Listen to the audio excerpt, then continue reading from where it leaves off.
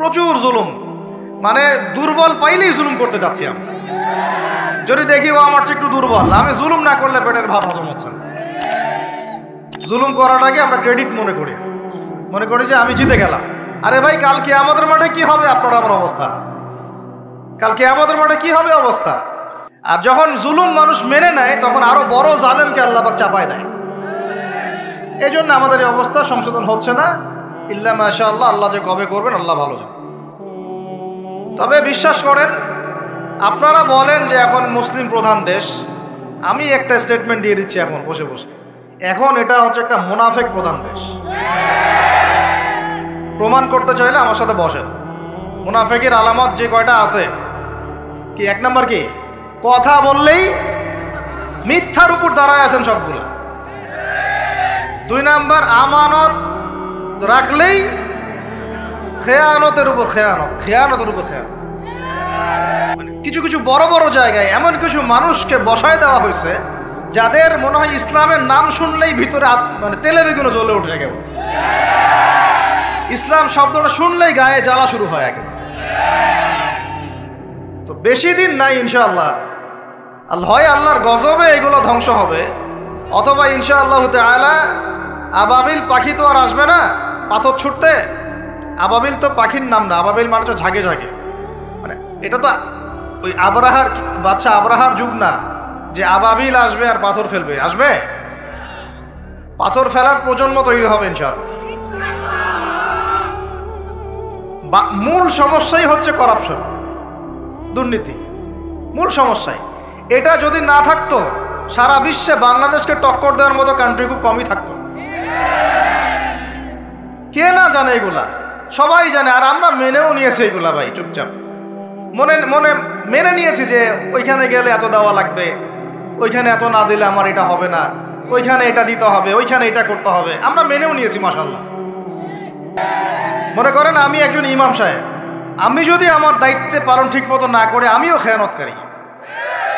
এই যে লেকচার দিতে বসছি, এখন আমি যদি চিন্তা করি যে ডাইনে বামে কথা বলে সময় পার করে দেই, হক কথা বলার দরকার নাই, বললে আবার এইটা সেইটা, আমি হচ্ছে এখানে এই চেয়ারের খেয়ানতকারী। প্রত্যেকটা ক্ষেত্রে চলতেছে এগুলা। 3 নাম্বার হচ্ছে যখনই ওয়াদা করে কি করে বলেন তো? কয়জন ওয়াদা রাখি আমরা? কোন কোন সময় দেখা যায় অমুসলিম ওয়াদা রাখছে, মুসলমান রাখে নাই। দুধ কিনতে যাবেন, আমরা হিন্দু ভাইয়ের দোকান খুঁজতেছি, ও পানি মিশাবে না, আপনার কনফিডেন্স তৈরি হয়ে গেছে। মুসলমানের দোকানে যান না, কেন? ও পানি মিশাবে। কি একটা অবস্থা, কি একটা অবস্থা। নবী সাল্লাল্লাহু আলাইহি ওয়াসাল্লাম একদিন এভাবে লেকচার দিচ্ছেন, মানে খুতবা দিচ্ছেন। একজন দাঁড়িয়ে বলছেন, সাহাবী, যে কবে কিয়ামত হবে ইয়া রাসূলুল্লাহ? তিনি বলছেন যে যখন দেখবা যে অনুপযুক্ত ব্যক্তির হাতে দায়িত্ব অর্পণ করা হয়েছে তখন ফান্তাজুরিস সাআ, কিয়ামতের অপেক্ষা করতে থাকো। আমরা এই যুগে বাস করতেছি না? এমন করে পাপ নয় এই শহরে হচ্ছে না। মূল পাপ কয়েকটা হচ্ছে। 1 নাম্বার হচ্ছে শিরক। কি হচ্ছে? তারপরে হচ্ছে প্রতারণা। নবী সাল্লাল্লাহু আলাইহি ওয়াসাল্লামের কথা কি মিথ্যা? তিনি বলছেন কিয়ামতের মাঠে বহু মানুষ উঠবে উহুদ পাহাড়ের সমান নেকি নিয়ে। একেবারে উহুদ পাহাড় দেখছেন আপনারা? কেউ অনলাইনে দেখে নেন, বিশাল পাহাড়। জানাজার নামাজে শরীক হইলে 1 কেরাত নেকি হয়। 1 কেরাত মানে 1 উহুদ পাহাড় সমান। আর মাটি দিয়ে আসলে আরেক কেরাত নেকি হয়, মানে আরেকটা উহুদ পাহাড়ের সমান। উহুদ পাহাড়ের সমান আরো উঁচু উঁচু নামাজের নেকি, জাকাতের নেকি, হজের নেকি, উমরার নেকি নিয়ে উঠবে বহু মানুষ। আমরাই হয়তো বা তারা, আল্লাহ পাক আমাদেরকে মাফ করুন। ওঠার পরে বহু মানুষ সামনে দাঁড়ায় থাকবে। কাউকে গালি দিছে, কাউকে অন্যায়ভাবে মারছে, কাউকে রিমান্ডে নিয়ে একেবারে পেদানি দিছে, নির্দোষ ছিল। কারো নামে মিথ্যা মামলা দিছে, কারো নামে অপবাদ ছড়াইছে। বেচারা ভালো ছিল, সৎ ছিল, অপবাদ ছড়াই দিছে। কারো নামে ধরেন যে কারো গীবত করছে, কারো টাকা নিয়ে টাকা দেয় নাই, হ্যাঁ, কারো জমি আত্মসাৎ করে খাইছে, ভূমিদস্যু ছিল। মানে মানুষের সাথে জড়িত পাপ ছিল। কি ছিল? অন্যের সাথে জড়িত, মানে অন্যের হক নষ্ট করছে আর কি, অন্যের। এখন আল্লাহ পাক বলবেন যে তোমার এই ঋণ এখন শোধ করো। ওই দিন তো ঋণ শোধ করার কোনো বুদ্ধি আছে? বুদ্ধি নেই। এখন কি কি পদ্ধতি? ফেরেশতাদেরকে বলা হবে এই ব্যক্তির আমলনামায় যে নেকিগুলো আছে, নামাজের নেকি, রোজার নেকি, হজের নেকি, যাকাতের নেকি, এইগুলা দিয়ে ওদের আমলনামা ভর্তি করো যারা পাওনাদার দ্বারায় আছে। এ ভর্তি করতে করতে করতে করতে এক সময় দেখা যাবে এই ব্যক্তির আমলনামা ফাঁকা হয়ে যাবে। তখন কি হবে? ফেরেশতাদেরকে বলা হবে ওই যে যারা ভুক্তভোগী ওদের আমলনামা থেকে গোনাহ নিয়ে এই ব্যক্তির আমলনামায় ঢাল। এরপরে ওই ব্যক্তিগুলো দেখা যাবে জান্নাতে চলে গেছে, মাজলুম ছিল পৃথিবীতে, ওই দিন সফল হয়ে গেছে, জান্নাতে চলে গেছে। এবারটা দুনিয়া জালেম ছিল, এ জাহান্নামে চলে গেছে। নাউজুবিল্লাহ। আল্লাহ পাক আমাদেরকে এরকম মানুষের হক নষ্ট করা থেকে হেফাজত করে না। ভাই মানুষের হক নষ্ট করতে যায় না। নিজে আমল তো এমনিই কম, ভাঙাচোরা ইমান, মুনাফিকের মতো বসবাস করতেছি। এখন তো আমরা মুনাফিকের মতো বসবাস করতেছি এই দুনিয়াতে। এখন যারা আমার মনে হয় মন থেকে ইমানের দাবি করতে পারে শক্তভাবে যে হ্যাঁ আমরা ইমানদার, এরা হচ্ছে গাজ্জার ওই মুজাহিদ ভাইরা। বুঝেন না এই কথা? তারা মনে হয় দাবি করতে পারে যে হ্যাঁ আমরা ইমানদার। আমরা তো নেফাকির উপরে আছি, এখন আমরা তো স্বীকৃতি দিতে পারতেছি না, সত্যকে স্বীকৃতিও দিতে পারি না। বরং আমরা মানচিত্র থেকে ফিলিস্তিনের মানচিত্র উঠাই দিলাম, দিয়ে যারা জালেম ওদেরটা প্রতিষ্ঠা করলাম। ওইটাও পাঠ্যপুস্তকে আসছে। আপনারা তো শুধু একটাই শুনে বসে আছেন, একটাই শুনে আসেন না আপনারা? শরীফ শরীফা তো আছেই, এইটাও একটা ইস্যু ছিল। আল্লাহ পাক আমাদেরকে চোখ খুলুন, আল্লাহ পাক আমাদের চোখ খোলার তৌফিক দান করেন। আর ভাই বাইরের চোখ তো সবারই খোলা, ভিতরের চোখটা খোলার তৌফিক দান করেন। আমি অনেক ভিতরে চলে আসছি, বুঝাইতে চাচ্ছিলাম যে এই বিশ্বে এখন আল্লাহ পাককে সার্বভৌম ক্ষমতার অধিকারী মানা হচ্ছে না। এটা হচ্ছে বৈশ্বিক শিরক। রাজনৈতিক ক্ষেত্রে আমরা আল্লাহর সার্বভৌমত্ব মানছি না, অর্থনৈতিক ক্ষেত্রে আমরা আল্লাহর দেয়া বিধান মানছি না, শিক্ষা ক্ষেত্রে আমরা আল্লাহ পাকের দেয়া শিক্ষানীতি মানছি না, সংস্কৃতির মধ্যে আমরা আল্লাহর সংস্কৃতি মানছি না, ব্যক্তি জীবনে, ইবাদতের জীবনে, পারিবারিক জীবনে, সামাজিক জীবনে আমরা আল্লাহ পাকের সার্বভৌমত্বকে বাদ দিয়ে মানুষের সার্বভৌমত্ব প্রতিষ্ঠা করেছি। আর আমরা তেলাওয়াত করতেছি তাবারাকাল্লাযী বিয়াদিহিল মুলক, আবার পড়তেছি কুলিল্লাহুম্মা মালিকাল মুলক, হে বলুন হে রাজত্বের অধিকারী, তুতিল মুলকা মান তাশা ওয়া তানজিউল মুলকা মিম্মান তাশা। আয়াতটা জানেন না আপনারা? সূরা আলে ইমরানে আছে। তো আমাদের কথা আর বাস্তবতার মধ্যে অনেক ফারাক। আল্লাহ পাক আমাদেরকে কোরআন গভীরভাবে অনুধাবন করার তৌফিক দান করেন। খালি তেলাওয়াত করলেই হবে না ভাই, এর অর্থটা জানতে হবে। অর্থ না জানলে পরে তেলাওয়াত করলে নেকি হবে না এটা বলি নাই আমি। বলেছি শুধু তেলাওয়াত করলেই পুরো হক আদায় হয় না, শুধু তেলাওয়াত করলেই পুরো হক আদায় হয় না, 100 বার হয় না। আবার বলতেছি শুনেন ভালো করে, তেলাওয়াত করলে প্রত্যেক হরফে 10 নেকি হয়, কিন্তু শুধু তেলাওয়াত করলেই কোরআনের সম্পূর্ণ হক আদায় কোশ্চিন কালেও হয় না। এই যে অর্থগুলো না জানলে আপনি কিভাবে বাস্তবায়ন করবেন, বুঝবেন কিভাবে, কি বলেছেন আল্লাহ পাক কোরআনে? এই যে একটা আয়াত দিয়ে এতগুলো কথা বললাম, আপনারা এখন চোখ খুললো যে সারা বিশ্বে আল্লাহর সার্বভৌমত্ব সভরেন্টি নাই। এখন আমরা মানুষেরটা প্রতিষ্ঠা করেছি কিছু কিছু জায়গায়, ইল্লা মাশাআল্লাহ, কিছু কিছু জায়গায় আমরা মেনে নিয়েছি যে আল্লাহ পাকই সার্বভৌমত্ব ক্ষমতার অধিকারী। এখন তো এটা মানুষের হাতে উঠাই দিয়েছেন। আল্লাহ পাক আমাদেরকে পাঠাইছেন দুনিয়াতে তার খলিফা হিসেবে। কি হিসেবে? তো আল্লাহর খলিফার কাজ কি? শয়তানের দাসত্ব করবে না আল্লাহর? বলেন, আল্লাহর খলিফার বৈশিষ্ট্য কি, ফাংশন কি? সে কি শয়তানের দাসত্ব করবে না আল্লাহর? সে কি আল্লাহর বিধান মানবে না শয়তানের? সে কি আল্লাহর সার্বভৌমত্ব মানবে না শয়তানের?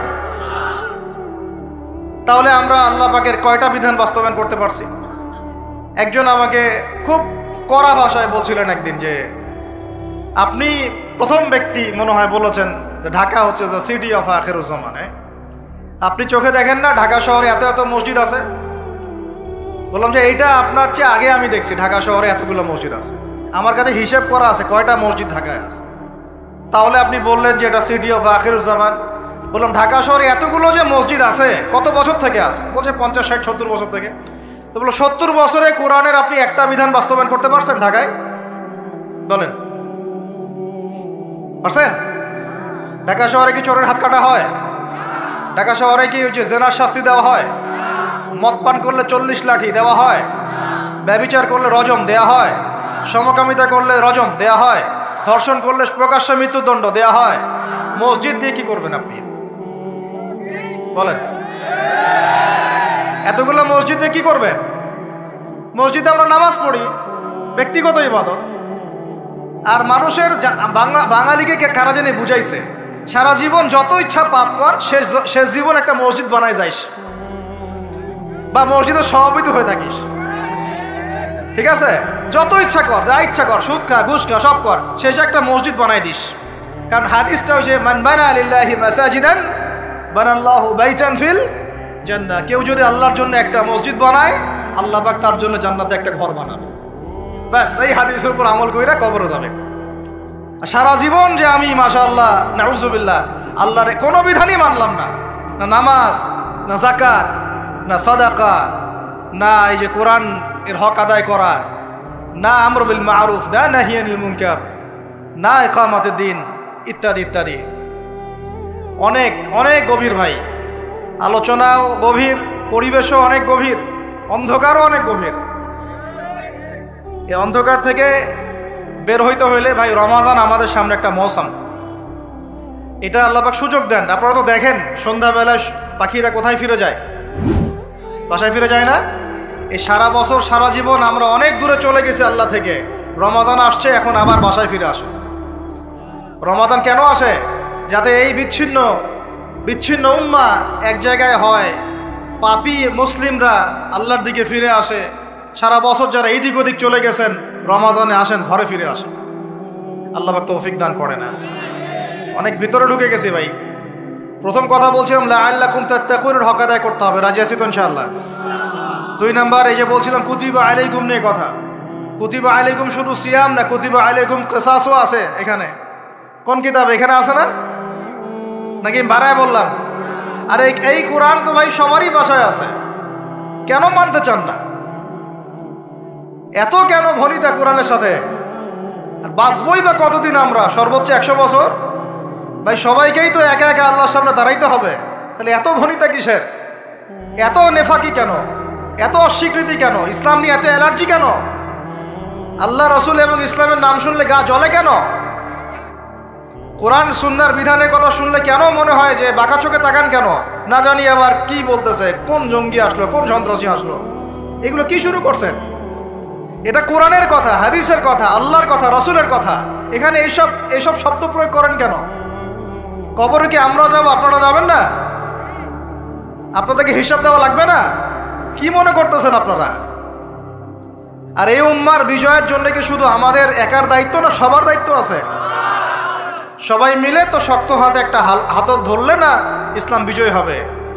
তো আল্লাহ পাক যে ক্ষমতা যাদেরকে দিয়েছেন, কেন আপনারা বুঝতে চেষ্টা করেন না যে আল্লাহ রব্বুল আলামিনের কাছেই সর্বভৌম ক্ষমতা, তার বিধান বাস্তবায়ন করেন, আল্লাহ পাক আপনাদেরকে আরো শক্তিশালী করবেন ইনশাআল্লাহ।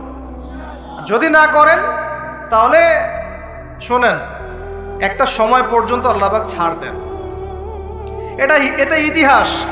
নমরুদ একটা লম্বা সময় ছাড় পাইছে, ফিরআউন আরো লম্বা একটা সময় ছাড় পাইছে, আদ জাতি, সামুদ, আসহাবুল আইকা, মাদিয়ান, লুত, কত যে কম চলে গেছে হিসাব নাই। ইতিহাসটা খালি পড়বেন কোরআনের, কত যে কম পৃথিবী থেকে চলে গেছে এরই হিসাব নাই। আল্লাহ পাক জানাইছেন অল্প কিছু, বাকি কিছু জানানো নাই আল্লাহ পাক আমাদেরকে। আল্লাহ পাক জানানি নাই অনেক কিছু আমাদেরকে, যেগুলো আমাদের দরকার সেগুলো জানাইছেন কিছু কিছু। কেউ কি টিকতে পারছিল? কেউ কি আল্লাহর বিধানের বাইরে গিয়ে চলতে পারছে? দুনিয়া টিকতে পারছে? কেউ কি চিরস্থায়ী ছিল? কোন নবীও তো চিরস্থায়ী ছিল না।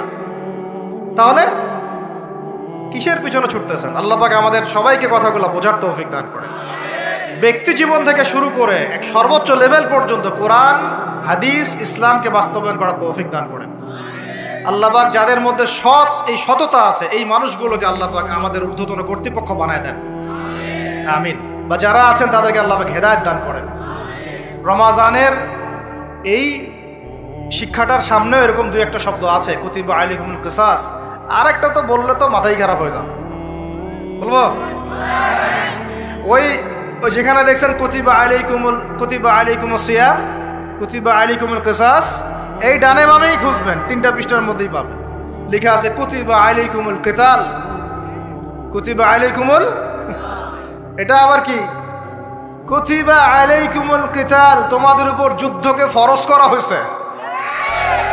কি ফরজ করা হয়েছে?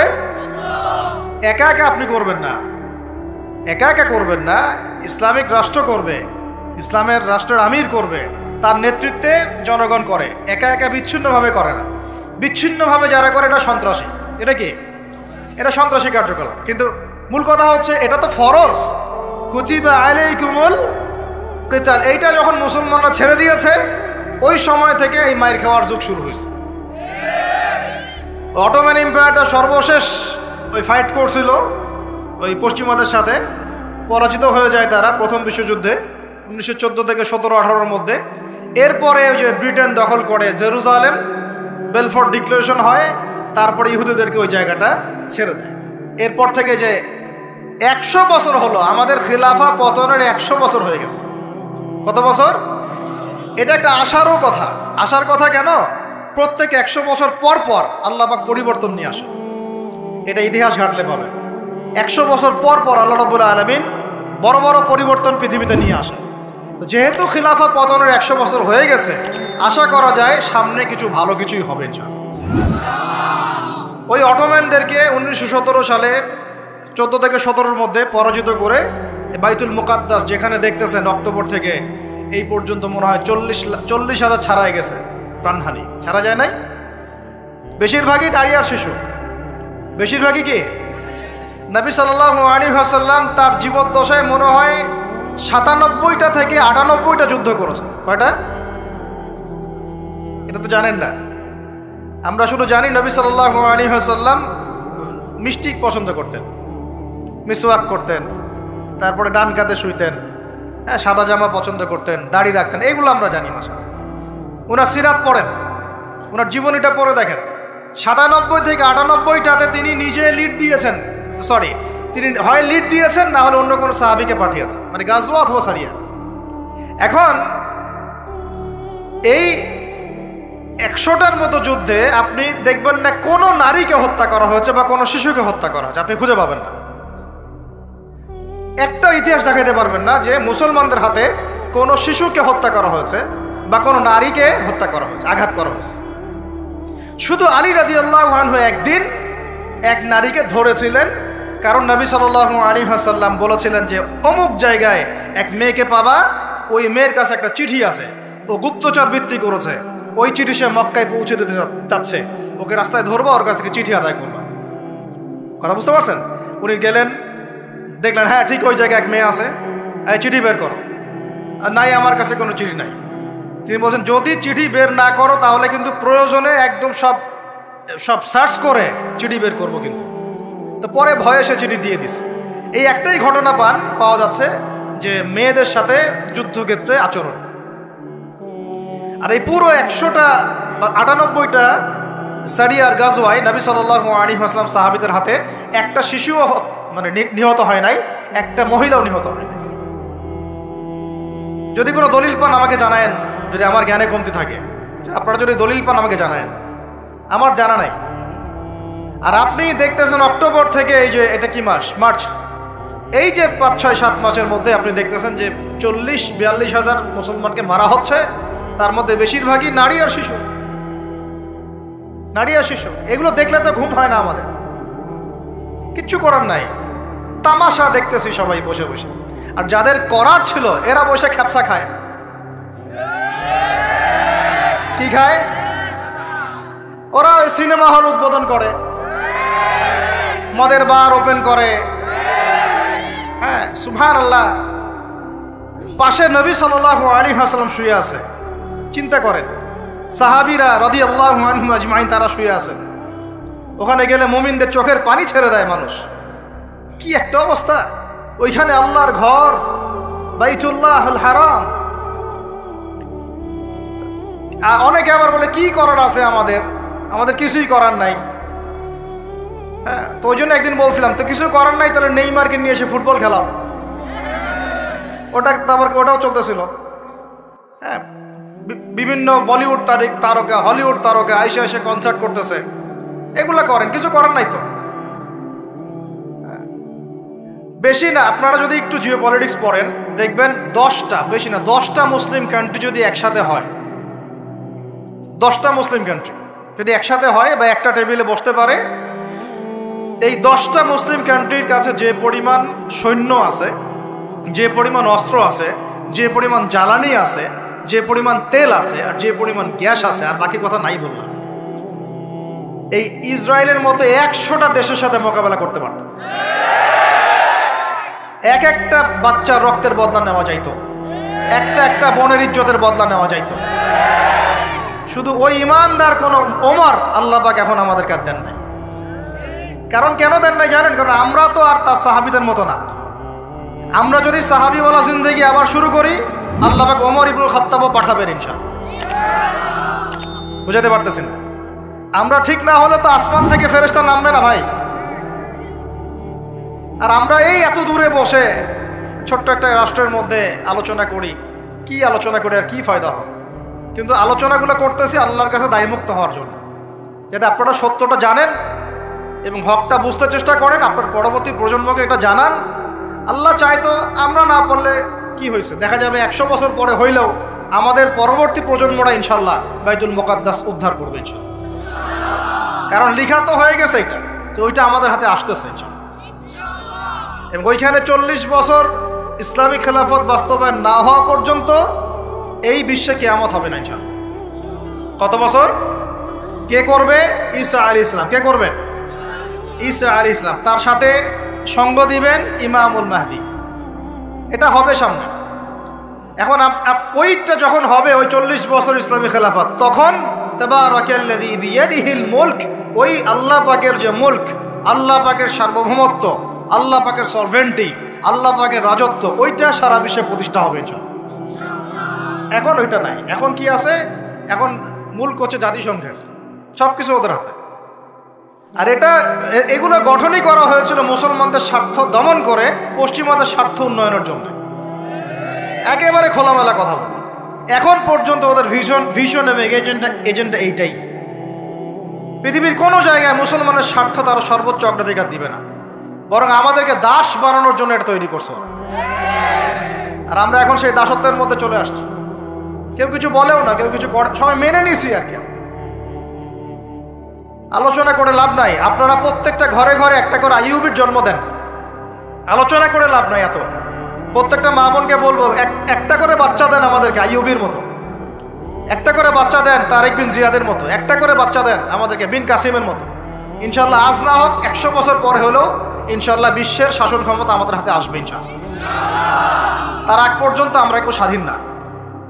তো এখানে কুতিবা আলাইকুমুস সিয়ামও আছে, কুতিবা আলাইকুমুল কিসাসও আছে, কুতিবা আলাইকুমুল কিতালও আছে। ওইটা ছাড়ার পর থেকে আজকে আমাদের এই অবস্থা হয়েছে। এখন ওইদিকে তো আমরা যাইতে পারবো না, এখন আমাদের শক্তি নাই। অতএব ওই আলোচনা না ফুল স্টপ রাখলাম। এখন এই মাসে আমরা কি আল্লাহর দিকে ফিরে আসতে পারি কিনা? অন্তত যারা নামাজ আমরা কাজা করছি বা অলসতা দেখাচ্ছি, রমজান মাসে 5 ওয়াক্ত পাক্কা নামাজি হইতে পারবো তো ইনশাআল্লাহ? না, ফরজ নামাজের সাথে সাথে সুন্নত আর নফলগুলোর পাবন্দ হইতে পারবো তো ইনশাআল্লাহ? রমজান মাসে দাড়িটা ছাড়তে পারবো তো ইনশাআল্লাহ? পোশাক চেঞ্জ করতে পারবো তো ইনশাআল্লাহ? সুদ ছাড়তে পারবো তো ইনশাআল্লাহ? সমস্ত জেনা ছাড়তে পারবো তো ইনশাআল্লাহ? সমকামিতার এগুলো ধার কাছেও তো যাবো না ইনশাআল্লাহ? মাপে কম দেওয়া ছাড়তে পারবো তো ইনশাআল্লাহ? যত রকম দুর্নীতি, সুদ, ঘুষ ছাড়তে পারবো তো ইনশাআল্লাহ? রমজান মাসে আমরা আবার ওই পাখিদের মতো, পাখিরা যেমন ঘরে ফিরে, আমরা আল্লাহর কাছে ফিরবো তো ইনশাআল্লাহ? কয়েকটা কাজ খালি বলে শেষ করে দিচ্ছি। এর পরের আয়াতে আপনি পাবেন, জাস্ট এর পরের আয়াতেই, মানে এগুলো সিকোয়েন্স ওয়াইজ সাজানো হয়েছে। একটু গবেষণা করলে দেখবেন এগুলো আল্লাহ পাক সাজিয়ে দিয়েছেন সুবহানাল্লাহ। মানে একটার সাথে একটা। আমি তুলনাটা এভাবে দেই, আপনারা কি অ্যাস্ট্রোনমি নিয়ে কেউ পড়াশোনা করেছেন? হাত উঠান দেখি কেউ।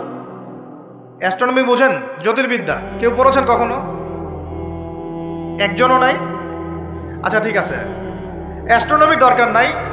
ফিজিক্স নিয়ে পড়েছেন কারা কারা? ফিজিক্স, আপনি ফিজিক্স বুঝেন না? পদার্থবিদ্যা কারা কারা পড়েছেন? এই তো মাশাআল্লাহ। আপনারা যদি আকাশের দিকে তাকান, আকাশের মধ্যে তারাদের মধ্যে একটা জ্যামিতিক মিল আছে না? আছে না?